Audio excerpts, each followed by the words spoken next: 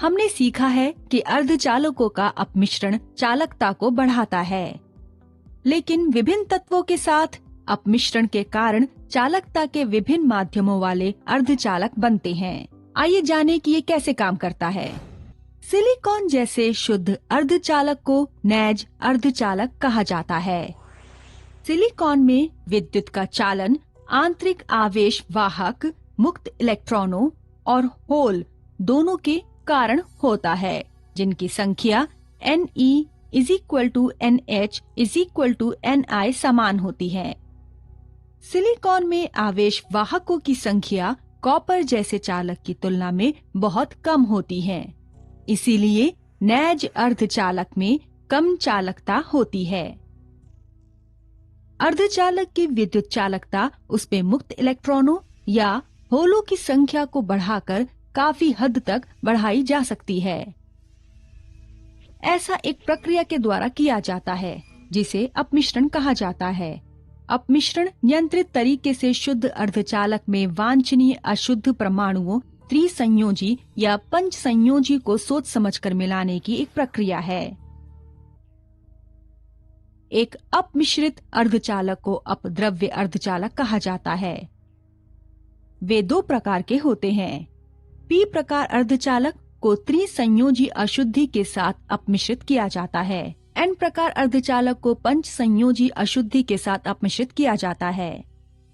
P प्रकार अर्धचालक, जब सिलिकॉन जैसे शुद्ध अर्धचालक को त्रिसंयोजी अशुद्धि जैसे बोरॉन के साथ अपमिश्रित किया जाता है, तो बोरॉन परमाणु के 3 संयोजी इलेक्ट्रॉन निकटवर्ती सिलिकॉन परमाणुओं के इलेक्ट्रॉनों के साथ सहसंयोजक आबंध बनाते हैं।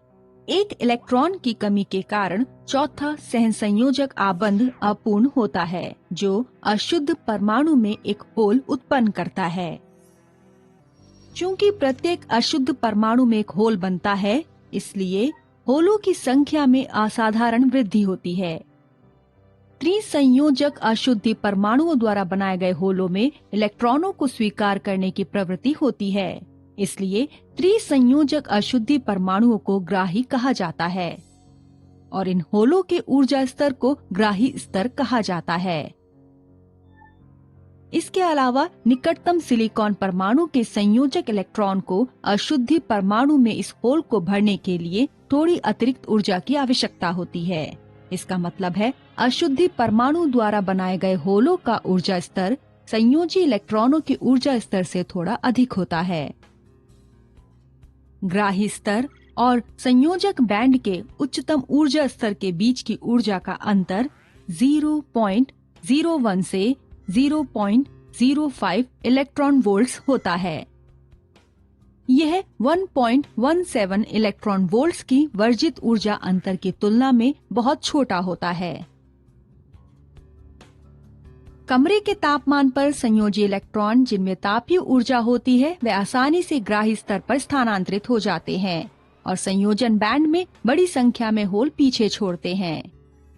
पड़ोसी आबंध से मुक्त होने वाला कोई भी इलेक्ट्रॉन होल में फंस जाता है।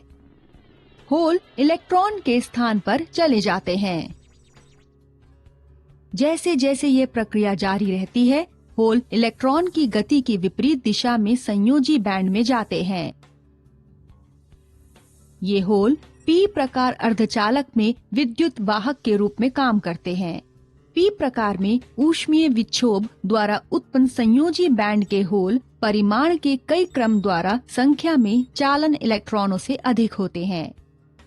इसलिए होलों को मुख्य आवेश वाहक और मुक्त इलेक्ट्रॉनों को निम्न आवेश वाहक के रूप में संदर्भित किया जाता है। इस प्रकार अर्धचालक की विद्युत चालकता आवेश वाहक के रूप में होलों की अधिक संख्या के कारण बहुत अधिक बढ़ जाती है। सारांश: पी प्रकार और एन प्रकार अर्धचालक शुद्ध अर्धचालक को त्रिसंयोजी और पंचसंयोजी अशुद्धियों के साथ अपमिश्रित करके प्राप्त किया जाता है। पी प्रकार पदार्थ में NH Ne से उच्च होता है। होल मुख्य आवेश वाहक होते हैं और मुक्त इलेक्ट्रॉन निम्न आवेश वाहक होते हैं। अर्धचालक एक अद्वितीय सामग्री है जिसे अशुद्धियों का उपयोग करके अपमिश्रित किया जाता है।